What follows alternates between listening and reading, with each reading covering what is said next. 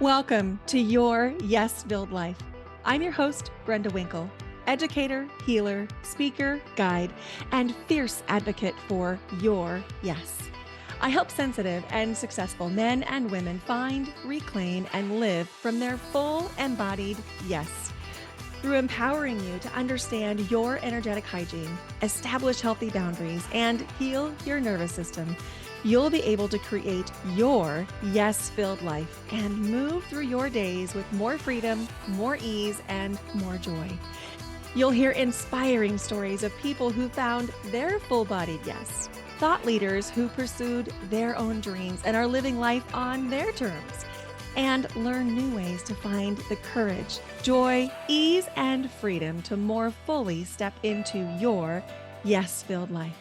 Say no to the good so you can say yes to the great. Join me on this journey to discover your yes-filled life. Whether you're looking to break free from the golden handcuffs, start a new business, find your dream job, or simply live with more intention and mindfulness, I've got you covered. Let's explore the possibilities together and make your dreams a reality. Ready?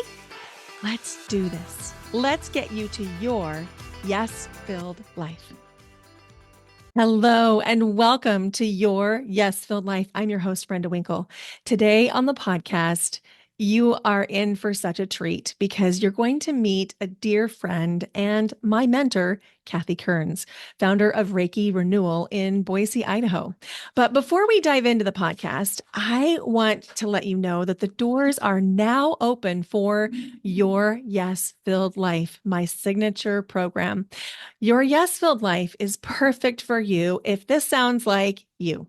You've spent so much of your life giving endlessly to others, often at the cost of your own energy and dreams. It's perfect for you if you have been carrying so much on your shoulders, all while striving to give your best to everyone and everything. And you've built a life that looks successful on the outside, but inside you feel that constant pull of being everything to everyone. You've mastered showing up for others, your clients, your family, your team, but you often find yourself wondering, when is it my turn? And you juggle the roles of being a partner, a friend, a leader, perhaps a business owner or a professional while absorbing the emotions and needs of everyone around you. You feel deeply, and maybe you feel like sometimes you feel too deeply. And by the end of the day, you're completely depleted with nothing left for yourself. You've invested in therapy, books, coaches, and courses because you're committed to growth, but there's still this nagging sense that something's not clicking. Decisions feel like a minefield. They're heavy, overwhelming, and feel high stakes. And you feel disconnected from your intuition, but the voices of others seem to drown out the intuition you do have. You're tired of saying yes when your heart screams no, and you've tried to set the boundaries, but guilt, fear of disappointing others, or the pull of old patterns keep you stuck. You wonder if it's even possible to live, lead, and love without sacrificing parts of yourself. Deep down, you know you're meant for more clarity, more ease, more flow, and you crave a life where your boundaries feel natural. Your energy is vibrant and your choices are aligned with what truly lights you up. You don't want just fleeting moments of joy. You're ready for a life where you feel whole, powerful, and free to say yes to yourself every single day. You want to use your gifts to help others, and you want to bring those spiritual gifts forward. You might even be a healer, but you need help bridging the gap between the structured world filled with hustle, grind, and burnout to spending more time in the spiritual world and the feminine embodiment you desire. So if you find yourself thinking, I have to be everything to everyone, or I should be able to handle this on my own, or saying no is selfish, or if I don't do it perfectly, I shouldn't do it at all, or other people's happiness is my responsibility, and you want a mentor who's big enough to hold the energy that you bring because you struggle to find coaches, therapists, and advisors because within a few short months, you end up holding space for them, or they graduate you and tell you that you've gone as far as you can with them. Does that sound like you? If so, you are perfect for your yes filled life. Imagine this. Every morning you wake up with clarity and ease, no longer carrying the weight of everyone else's expectations. Instead, your energy is yours, centered, vibrant, and fully aligned with what lights you up. Your calendar reflects your priorities, not everyone else's, and your soul feels alive with purpose and joy. The stress and overwhelm that once defined your days is now replaced by clarity, ease, and the freedom to say yes to what truly lights you up. This is your invitation to your yes filled life, a year-long transformation designed exclusively for high achieving women like you who are ready to break free from the patterns holding them back and step boldly into their next chapter. With a community of empathic leaders and tailored support through breathwork, somatic, and energy work, you'll uncover the tools to heal, grow, and thrive. It's time to reclaim your time, your energy, and your yes. To learn more and apply, go to brendawinkle.com/your yes filled life, all lowercase, all one word. Now, let's learn about Cathy Kearns. From a young age, Cathy demonstrated an extraordinary ability to sense and communicate with the energies around her, including those who had passed away. This innate gift sparked her lifelong exploration of energy healing, eventually leading her to become a Reiki master teacher and a certified Theta Healing practitioner and instructor. With 34 years of teaching experience, Cathy naturally embraced the role of educator, sharing these transformative healing modalities with others and profoundly impacting countless lives.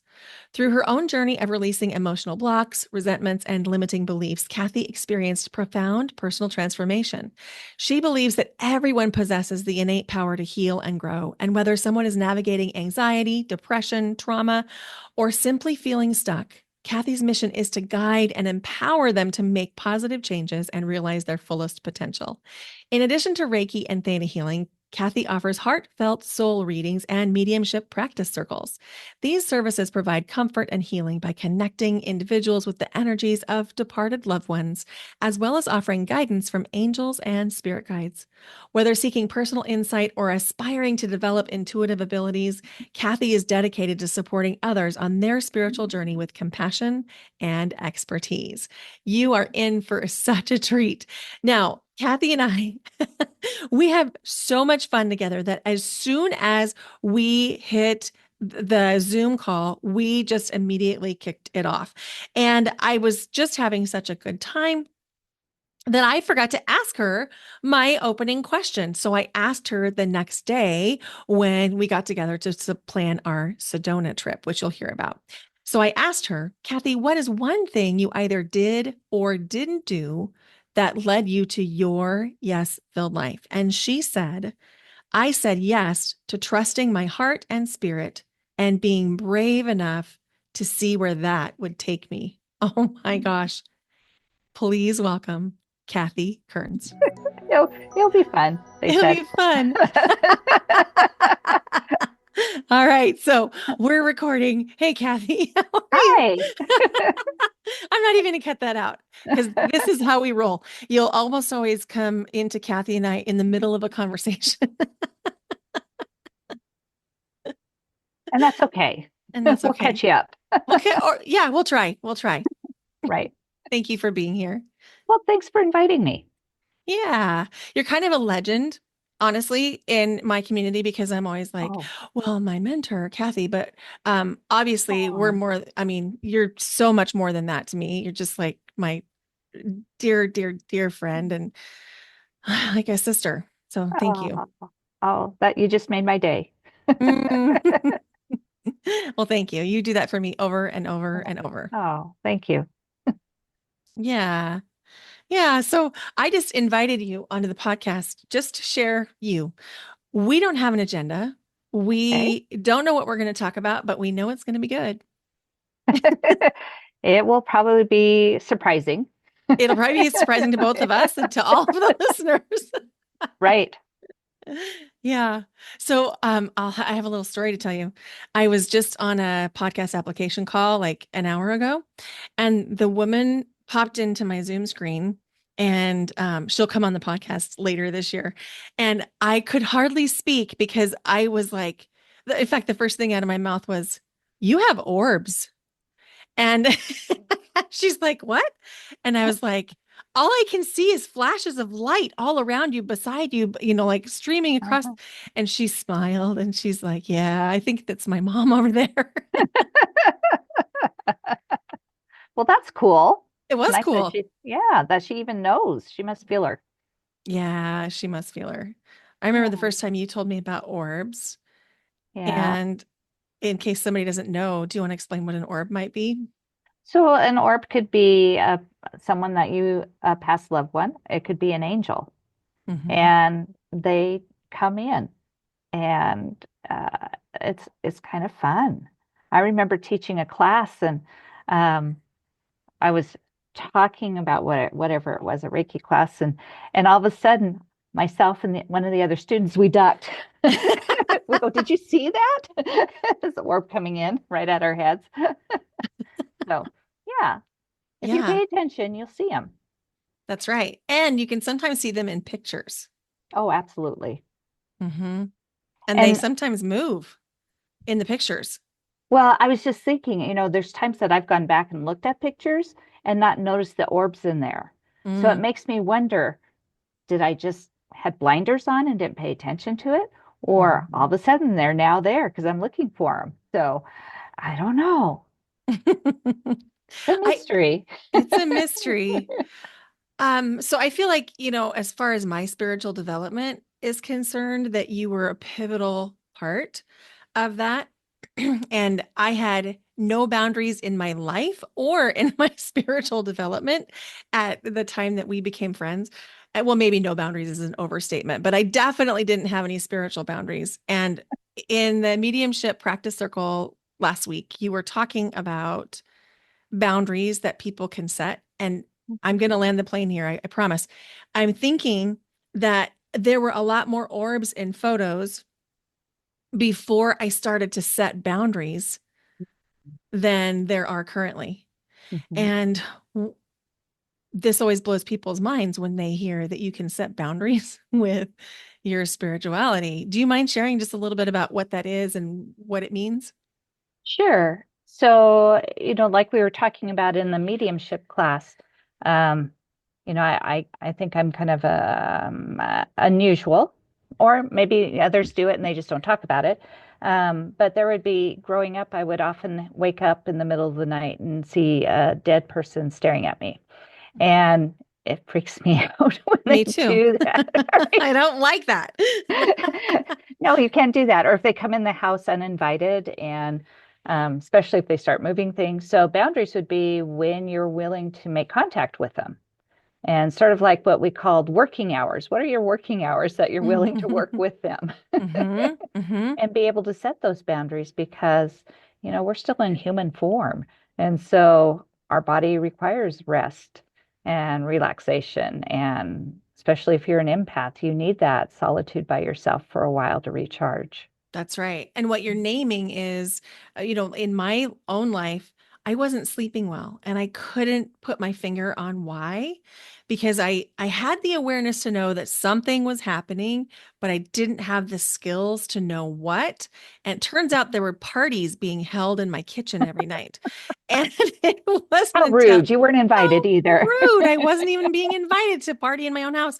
And it wasn't until I set those boundaries that I was able to sleep. Mhm. Yeah, it makes a difference.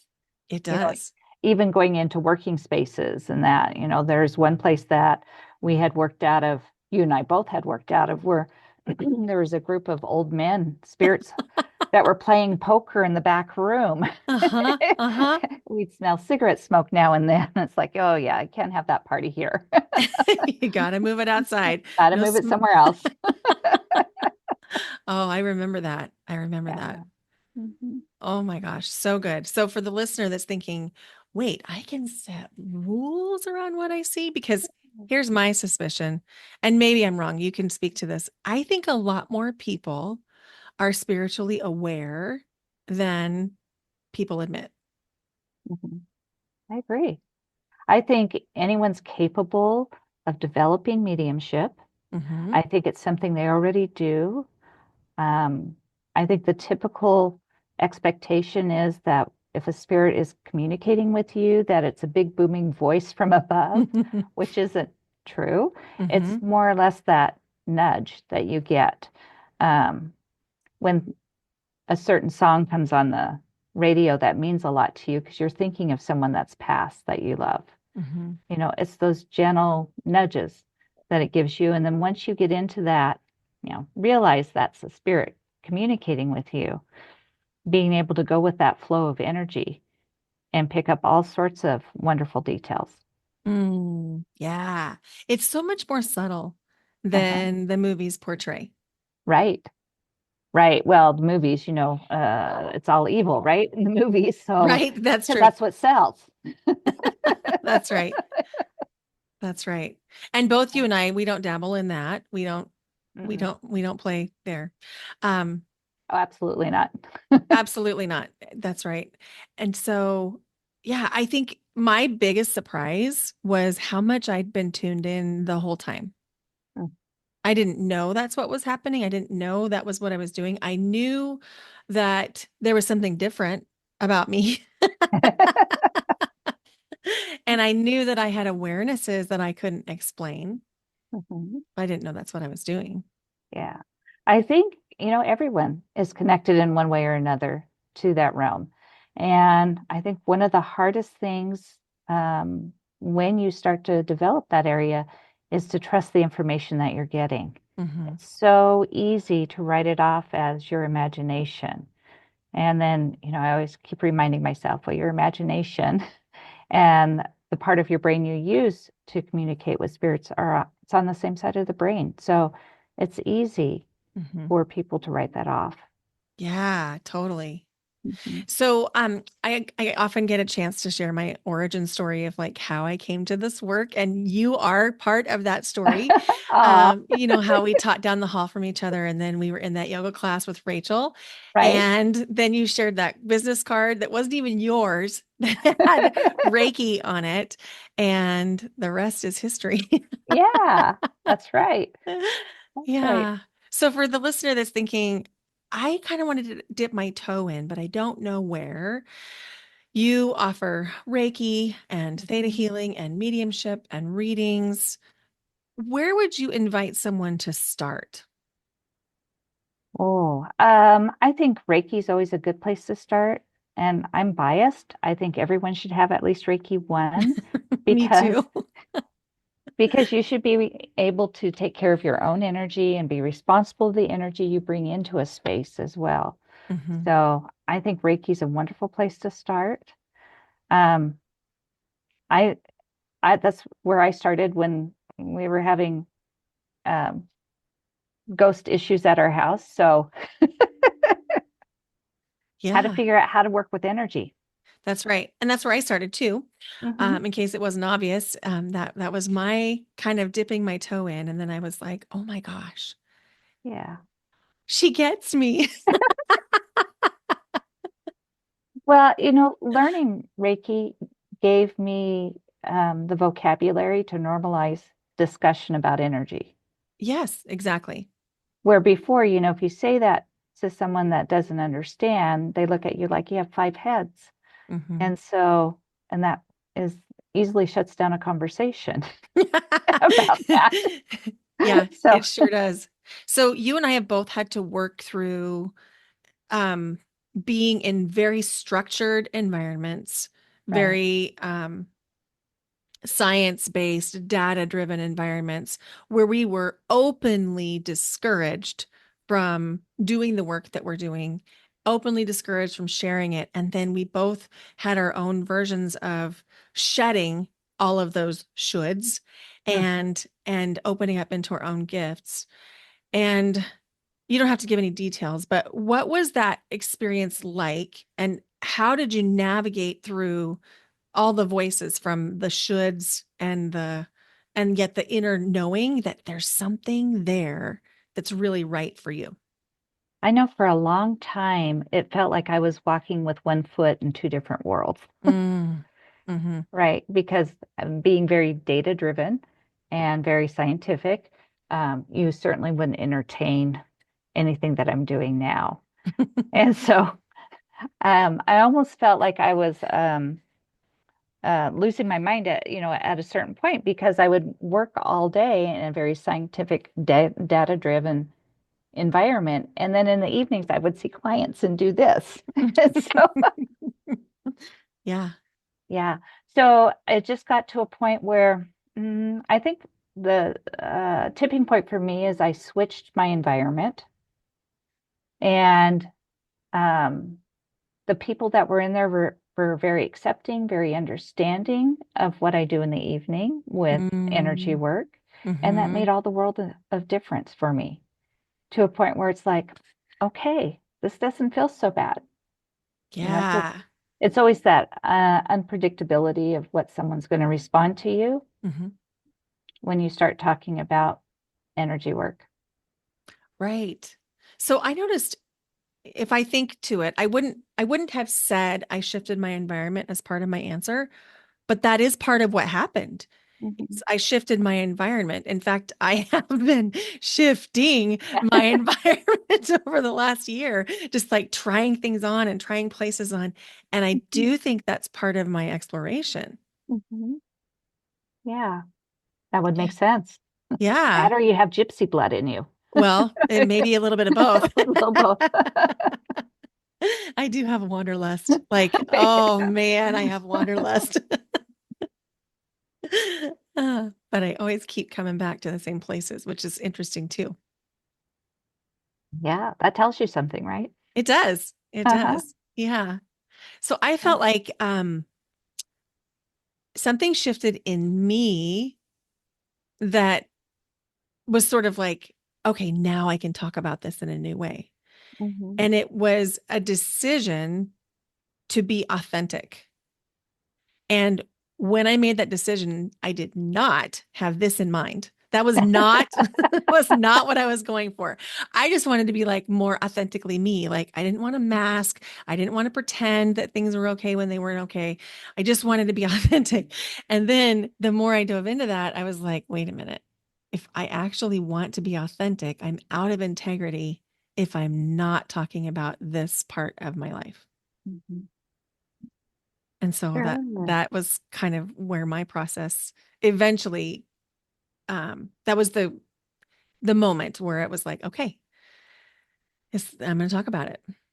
Oh, good, good. I always thought, I put it out there that spirit will share the information of what I do in the evening with those that have doubt when it's Mm. time for me to shift. Yeah. So it um, takes that out of my control, so to speak. Hmm. It's not something that I had to constantly monitor. And Yeah. so when someone comes up and goes, wait, wait, I think I saw your ad. Aren't you doing Reiki? What is Reiki? And Mhm. so then I knew, oh, okay, that it must be time. You know, I wrote something down that you said this week, and I Uh-oh. I put I put my journal over there. But it was something about let spirit be my agent. Right. And it really hit me when you said that. I was like, oh, I'm still taking on too much. I need to actually let spirit be my agent and do more of that. So on my list this week is to create my contract with spirit, my agent contract. Okay. Good, good. Someone, Danielle's from Spirit School is the one that had said that to me. She goes, "Spirit's my agent, and so they're going to bring the people that I can help to me." I thought, Oh, "Oh, perfect, absolutely. it's so good. It's so It is good. very good." So not only Reiki, you taught me Reiki, and then we discovered Theta Healing together, and then you went on and continued your Theta Healing education. Eventually, helped me upgrade my own Theta Healing um, education, and then you've gone on to study mediumship and Oh, and we did the certified Oracle card reader thing We, together. Remember we that? did a billion years ago, A right? billion years ago. It sure feels like a billion years ago, Feels like lifetimes ago. doesn't it? Yeah. Do you find that do you like having one thing? Like I'm working Reiki now and I'm doing a reading now, or do you like to kind of braid them all together? Gosh, a lot of times they're blended depending on what my client needs. Sometimes my client doesn't know exactly what they need until they come in and we start talking about it. And then I can Hmm. say, well, are you open to? And we go from there. Because Yeah. my goal is to help wherever I can in the best way that I can. Yeah, that hits for me too. Yeah, Yeah, for me, I also braid it together. Now, I if somebody's not comfortable with something and they ask me for something very specific because let's say they they don't want X, Y, or Z, I will honor that and sure. I will respect that. But otherwise, it's a braid. It is hard to separate, once you've incorporated it into your life. Hmm. Hmm. And so it's hard to segment that out. But I always Yeah. do the best that I can if they have a special request. Yeah, absolutely. Oh, I wanted to show you something. Here, can you see? Oh, yeah, good job. So That looks I great. thank you. I need to get another one. So Kathy put me on to a storage thing for my cards. And I thought I had a lot of cards. And so I ordered one storage thing. It was like I thought, okay, this is going to be enough. And as soon as I got the whole thing full, I found nine more decks. See, and I'm thinking, I think I might need three or four, Same. and I'm going to have to find a spot where I can put it. So, And I yeah. still want more. It's not like I want more. It's not that. It's that I will see somebody do a reading with a specific deck of cards and I'm like, "Oh, I would love to have that deck." I just did that last night. You I'm like, did? I have a new deck coming tomorrow. A sucker for the artwork in it. So, Oh, I love that. mhm. I love that. So my daughter this year asked for oracle cards or tarot cards for either one for Christmas. Okay, And so nice. I know I was really excited. And I was like, okay, so how many decks do you have? And she cocks her head and she looks at me and squints her eyes and she's like, one? The one you gave me? And I'm like, wait, It what? can't be. You have one deck? Oh my gosh, we have to fix this. Why are you behind? So, needless to say, she got several for Christmas. Oh, nice. Very nice. And the funny thing is, I don't rely on my cards a whole lot anymore, I don't either. but I just love the artwork and I like the process when you use them. I But I love it use, too. a lot for myself. I use them for myself too. I don't use them for clients as much unless I have a client that is feeling really resistant. They sort of know a truth, but they're not admitting a truth to themselves. And I think that they'll take it better from the cards than me. Then I'll use the cards. I remember the first reading I did without the cards. And the gentleman goes, well, I thought you were going to use cards. And I go, oh, okay. So I brought out my cards and I typically use three different decks and I shuffled them and took, dealt out the cards. And I go, oh, look, that's what we talked about. That's what we talked about. It said the exact same thing that I had told him before without the cards. He goes, how did you do that? I said, And Kathy's got her hands up to her sides, like with a I little don't shrug. know. I don't know. Oh my gosh. And you also do crystal readings. I do. I haven't done those for a long time. Those are fun to do as well. I just got a new Mhm. book. It's called The Stone Witch of Florence. Oh, And it's about somebody who does crystal readings in the 1300s. oh. I haven't read it yet. This is not an endorsement of the book, but I am going to read it. Maybe it's a biography or something, right? Maybe so. Oh, maybe so. Yeah. So that makes me think of all the crystal shows, which makes me think of Sedona, which Yeah. makes me think of our upcoming trip.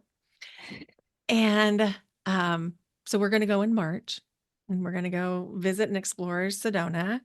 So, listeners, give us any tips that we need to know. Like, are there special vortexes we need to visit? Are there hikes we need to take? Are there special shops we should be going to? Um, I had one of my students suggest a chocolate shop, and I went, "Oh, okay."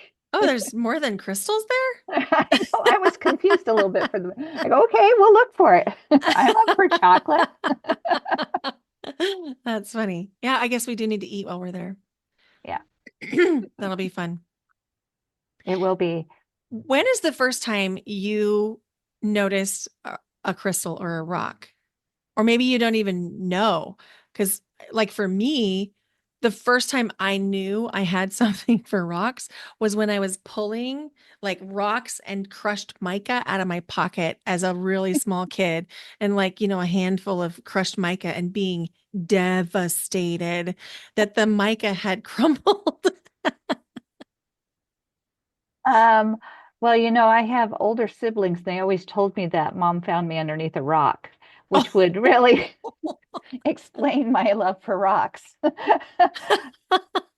But I've always collected stones. Always. I Hmm. can't remember not doing that. Hmm. And then when I started doing the crystal readings, I used all those stones I collected as a child when I That's what do you those things. started reading with?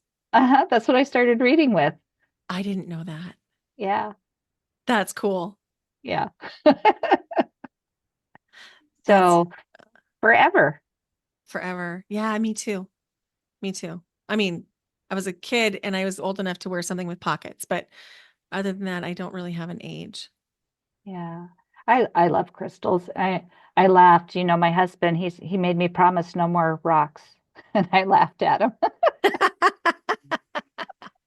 Did I you said, tell him no more rocks? I'll just do crystals.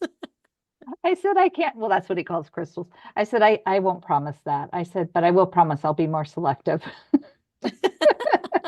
Hey, what did he say? He goes, all right. I remember the first time that I spent more than like $2 on a crystal. And then I remember the first time I spent over $100 on a handful of crystals. And then I remember when I had a line item in my budget for crystals each month. It is the gift that keeps on giving. Yeah, very true.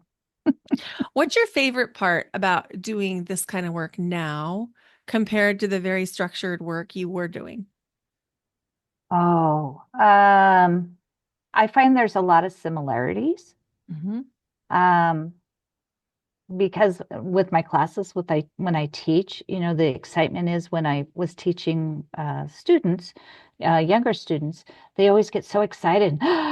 You hear that gasp because they're just so surprised that they can do something or they, see something for the first time or something makes sense for the first time. And adults respond the same way. And I They love do. that. Oh, that's Uh, amazing.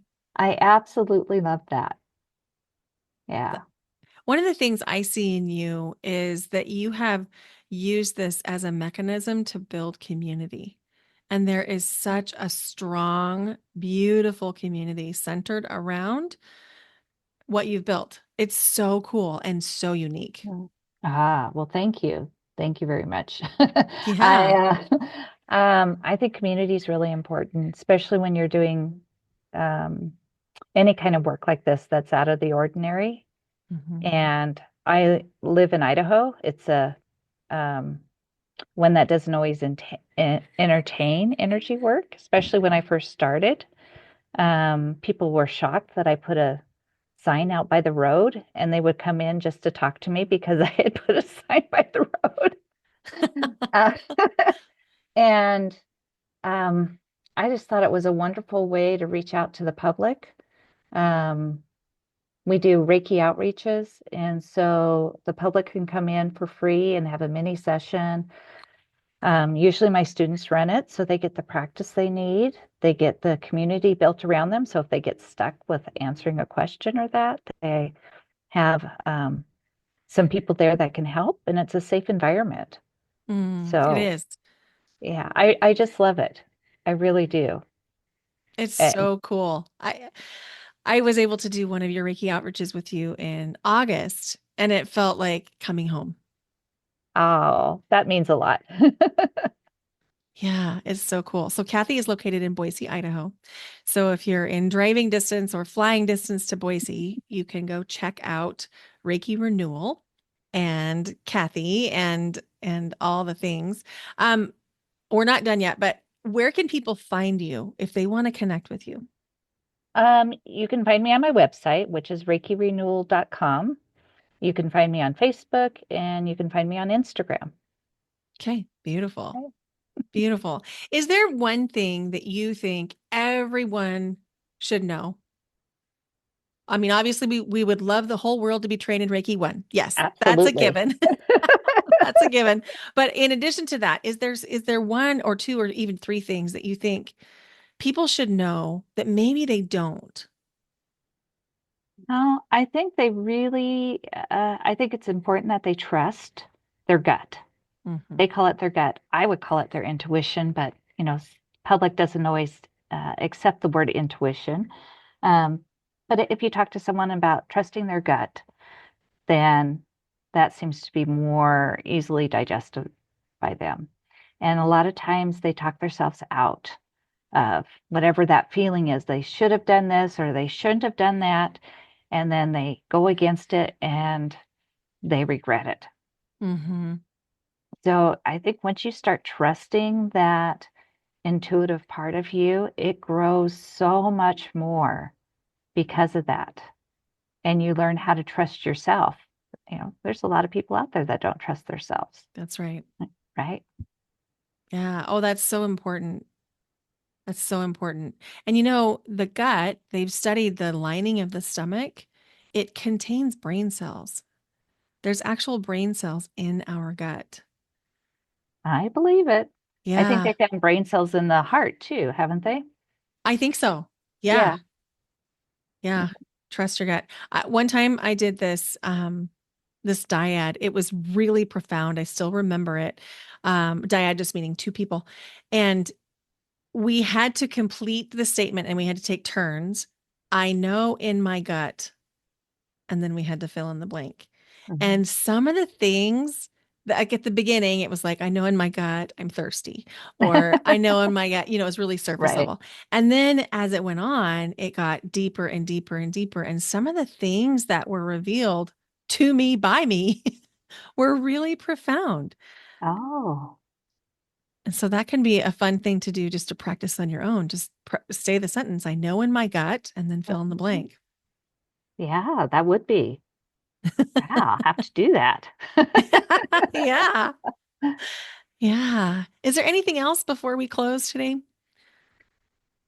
Well, um, I'm trying to think if there's anything else. I mean, energy is energy. I think that's people get surprised by that it travels. And once you've connected with it, it doesn't matter if you're in the same room, if you're, on the other side of the world. I mean, energy is energy. It moves in some amazing ways. And what I've learned from working with energy is that the English vocabulary does not have a lot of words that describe how energy moves. Mhm. It's one of those things that you have to feel. Mhm. So I think if someone hasn't tried it, I think if they haven't, you should give it a try because it's really hard to explain what it feels like to someone. It's more personalized. So Mhm. Oh, I love that. I love that. And to your point, energy is energy is energy. One of the common things I hear people say is talking about departed loved ones, which of course leads into mediumship and and connecting with the other side. And I guess I have a question for me. okay. um, so a lot of people will say things like, I think my departed loved one, insert the blank here, is trying to tell me something. And sometimes I can feel that there is definitely that presence there, that loving energy coming through. And sometimes I can feel that it's a person's ego or a person's Mhm. human that wants there to be a message. And I'm wondering for the listener who's trying to discern, is this a message? Is this not? What are some of the hallmarks of a true message that might be Mm. coming through? Um, I think, gosh, spirit takes so many different forms when they're trying to communicate, anywhere from giving you signs to music on the radio, if it's one that you're thinking of, to feathers. Um, I look for all those little signs to see. And then if you're talking about mediumship wise, how do you know without spirit or without ego? Oh my gosh, I'm trying to think, have I ever seen it with ego? I was trying to, So yeah. I don't usually see it from a medium. I most often would see a person trying to make sense of something. I think whoever's doing the reading for their sitter, if they're not listening to their sitter and they start arguing with them who they brought in, Mm, I mean, that's definitely ego on the medium's part, mm, right? mm-hmm, mm-hmm, Or if the medium, and I might be way off answering your question, or if the medium starts telling you things that they think you want to hear rather than, or giving you an opinion rather than the unvarnished message from the spirit. Does mm. that make sense? Yeah, it does. In fact, you answered another question. And then I am part of this Facebook group, and I won't say which one, but there was a question where somebody posted that they had sat for a medium and that this person had given them information that was very dark, very scary, very much like a this is the rest of your life kind of a sentence type of Yeah. energy. And I know what you're going to say, but I'd love for you to say it for our listeners. That's definitely ego. I mean, spirit comes from love and light to give you messages. They don't come with doom and gloom by any means. And I think that any medium that does that is working from ego and is not working in an ethical manner. Hmm. You know, um, it's really important for me to work with integrity and be ethical in the messages that I give. So yeah, that's coming from the medium. That's not coming from spirit. Yeah. Thank you for saying that. Okay. Yeah. Yeah. You just answered all the questions and some I didn't even realize our listeners would want to hear. So I'm going Oh, to just, sorry. no, don't be sorry. So I'm trying to think if there's a listener that's like, ooh, now I'm super curious. You offer mediumship practice circles Mhm. and you also offer Reiki training and Theta healing training. Is there other things I have not mentioned? Nope, that's it. That's a lot. My family likes to see me, so I've just kept it to those three things. And your I give family does sessions this. for all those too. So Yeah. So go connect with Cathy, Reiki Renewal on Facebook, Instagram, and the website, reikirenewal.com. Cathy, thank you. Thank you for being here. thank you. I hope that you enjoyed that episode as much as Cathy enjoyed recording it for you. One of the big takeaways that I always get from Cathy is how important it is to build community. And being a student and mentor or mentee of Cathy's, I have taken that to heart. And as I've created my programs, I also want to build community. And, if you look at the traditional model, based on society, Cathy and I could be seen as competitors. But we know that that's not true because that's not how this works. There is enough, in fact, plenty for all of us.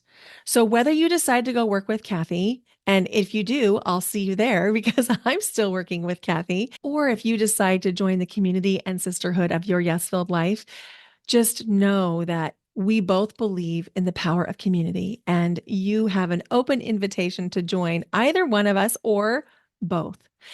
Remember that the doors to your yes filled life, the group transformation and healing program, are open now through January 20th.